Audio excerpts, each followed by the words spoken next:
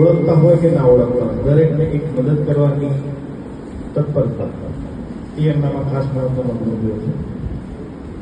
કદાચ હેલ્થ ડિપાર્ટમેન્ટને એમના ગયા પછી જ્યારે જશે પછી એમની થોડી વધારે ખોટ વર્તાશે. લાઈવ કર્મચારી જ્યારે ઓફિસમાંથી જાય ત્યારે ઓફિસને એની 100% ડગલે ને પગલે ખોટ વર્તાતી હોય છે. પણ વય મર્યાદાને કારણે નિવૃત્તિ લેવાની જ હોય છે. નિયમ હોય છે, એમાં કોઈની કાંછોડ કે કશું ચાલતું નથી. આગળનું જીવન સંજયભાઈનું ખૂબ સારું રહે. આપણે સૌ એના માટે એમને શુભેચ્છાઓ પાઠવીએ. સંજયભાઈ આમ તો જોતા એવું લાગતું નથી કે નિવૃત્તિની વય મર્યાદા એમની આવી ગઈ હોય અને એમની પાછળ એમના ધર્મપત્નીનો ખાસ રોલ ગણી શકાય. અમે બહુ નજીકથી એમને જોયા છે.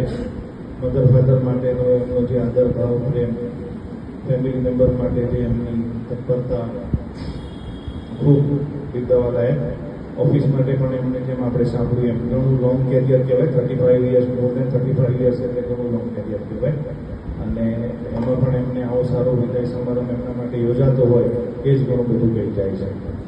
એટલે હું આ પ્રસંગે સંજયભાઈ અને ખાસ એમના ધર્મપત્ની પણ શુભેચ્છાઓ પાઠવું. Thank you very much.